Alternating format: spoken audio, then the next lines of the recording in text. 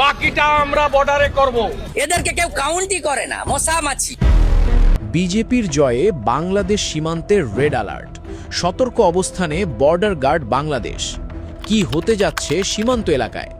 পশ্চিমবঙ্গে বিজেপি জেতার পর কি নতুন কোনো বিপদে পড়তে যাচ্ছে বাংলাদেশ?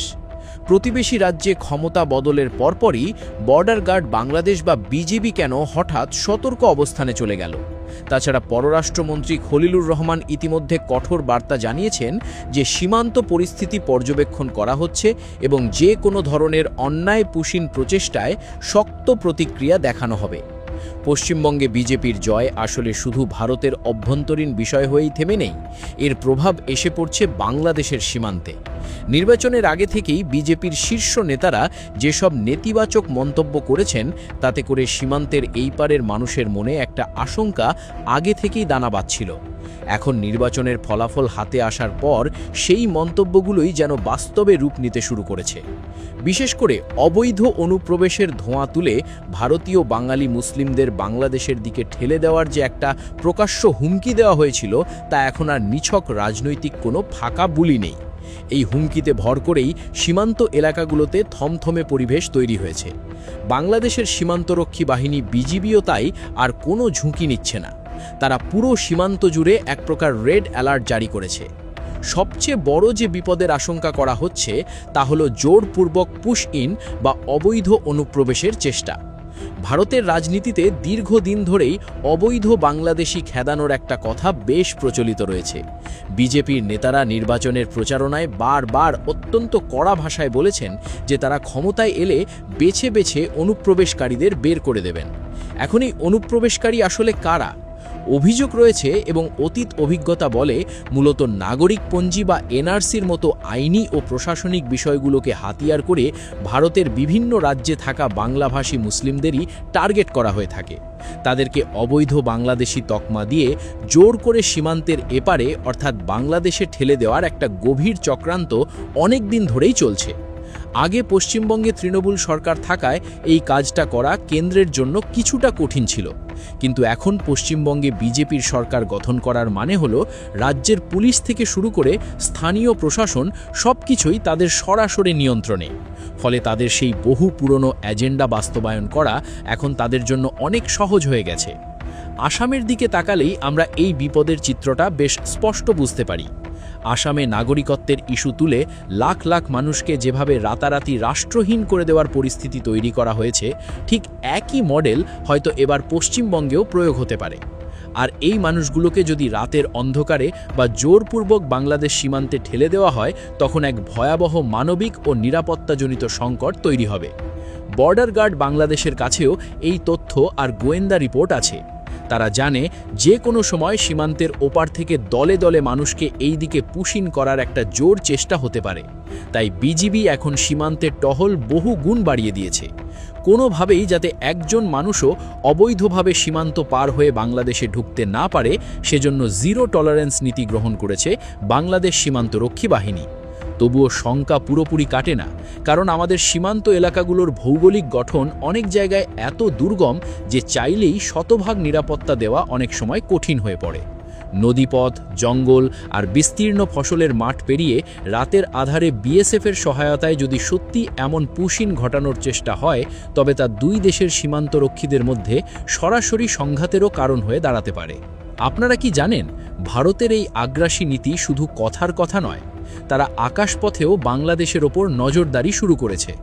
পশ্চিমবঙ্গে বিজেপি জয় পেতে না পেতেই লালমনিরহাটের পাটগ্রামের মোগলিবাড়ি সীমান্তে এমন এক ঘটনা ঘটেছে যা পুরো এলাকার সাধারণ মানুষকে চরম আতঙ্কের মধ্যে ফেলে দিয়েছে।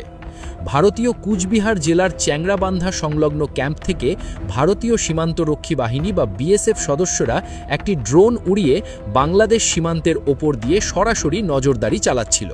কিন্তু হঠাৎ করেই আকাশে উড্ডয়নরত অবস্থায় যান্ত্রিক ত্রুটির কারণে ড্রোনটির নিয়ন্ত্রণ হারায় বিএসএফ। নিয়ন্ত্রণ হারিয়ে সেটি সীমান্ত রেখা অতিক্রম করে একেবারে বাংলাদেশের প্রায় 20 গজ অভ্যন্তরে এসে আছড়ে পড়ে। বিকট শব্দে ড্রোনটি যখন এক ভুট্টা খেতে এসে পড়ে তখন সেখানে কাজ করছিলেন সাধারণ কৃষকরা। চোখের সামনে আকাশ থেকে অজানা যন্ত্র বিকট শব্দে আছড়ে পড়তে দেখে তারা ভয়ের দিকবিদিক ছুটতে শুরু করেন। খবর পেয়ে বিজিবি দ্রুত ঘটনাস্থলে পৌঁছায় এবং ড্রোনটি উদ্ধার করে নিজেদের হেফাজতে নিয়ে নেয়। ঘটনাটি শুনতে সাধারণ মনে হলেও এর বাস্তবতা ইঙ্গিতপূর্ণ। ভারত কেন বিনা অনুমতিতে বাংলাদেশের সীমানায় ড্রোন পাঠিয়ে নজরদারি করবে? এর পেছনের মূল উদ্দেশ্য কি?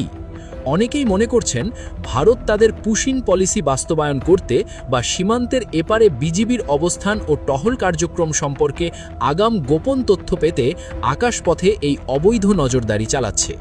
পশ্চিমবঙ্গে কট্টরপন্থী সরকার আসার পর বিএসএফের এই ধরনের অতি উৎসাহী ও আগ্রাসী কর্মকাণ্ড যে আগামীতে আরও বাড়বে তার বলার অপেক্ষা রাখে না। আকাশপথে নজরদারির বাইরেও সীমান্ত এলাকার মানুষের কাছে আরেকটা বড় আতঙ্কের নাম হলো সীমান্ত হত্যা।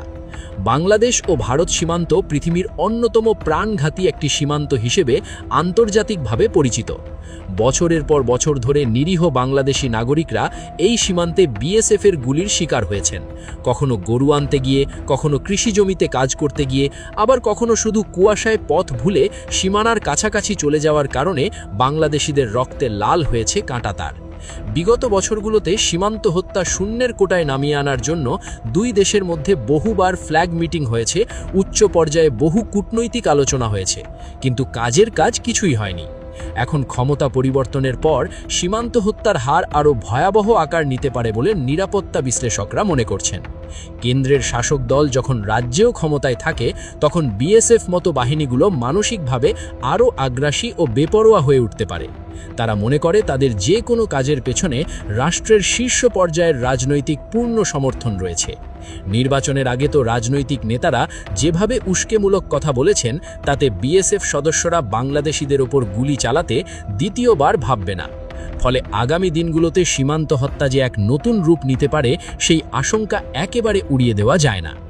এতক্ষণ তো আমরা একের পর এক বিপদের কথা শুনলাম, কিন্তু বাংলাদেশ কি এই পরিস্থিতিতে চুপ করে বসে আছে? মোটেও নয়। পরিস্থিতির এই সম্ভাব্য ভয়াবহতা আঁচ করতে পেরেই বাংলাদেশ সরকার এবং বিজিবি ইতিমধ্যে কিছু শক্ত পদক্ষেপ নিয়েছে। বর্ডার গার্ড বাংলাদেশ বা বিজিবি এখন যে কোনো ধরনের অনাকাঙ্ক্ষিত চ্যালেঞ্জ মোকাবেলায় সম্পূর্ণ প্রস্তুত। তারা পুরো সীমান্ত জুড়ে তাদের টহল ব্যবস্থা নতুন করে ঢেলে সাজিয়েছে। বিশেষ করে যেসব রুট বা এলাকা দিয়ে অবৈধ অনুপ্রবেশের ঝুঁকি সবচেয়ে বেশি, যেসব এলাকা দুর্গম, সেসব পয়েন্টে সার্বক্ষণিক কড়া নজরদারি চালানো হচ্ছে।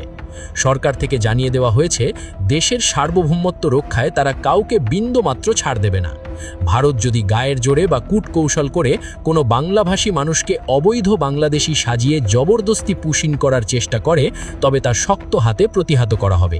ইতিমধ্যেই বেশ কয়েকটি সীমান্ত পয়েন্টে বিজিবি এবং বিএসএফের মধ্যে এক ধরনের স্নায়ুযুদ্ধ বা মনস্তাত্ত্বিক লড়াই শুরু হয়ে গেছে।